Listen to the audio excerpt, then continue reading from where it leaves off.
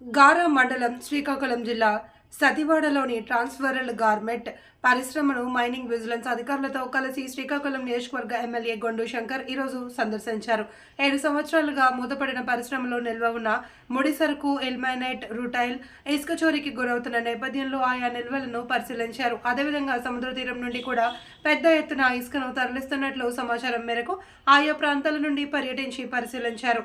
ఈ సందర్భంగా ఆయన మాట్లాడుతూ గత ప్రభుత్వ హయాంలో సహజ వనరులు భారీగా దోచుకున్నారని ఆరోపించారు. 7 ఏళ్లుగా మూతపడిన గార్నెట్ పరిశ్రమలో కూడా ఇసుక, ముడి సరుకులు కూడా దొంగతనానికి గురయ్యాయి అని, ఇకపై ఇటువంటి చర్యలకు అవకాశం ఉండదన్నారు. పరిశ్రమలో ఇసుక, ముడి సరుకు చోరీకి గురైన విషయాన్ని కలెక్టర్ దృష్టిలో పెట్టి చర్యలకు ఆదేశిస్తామన్నారు.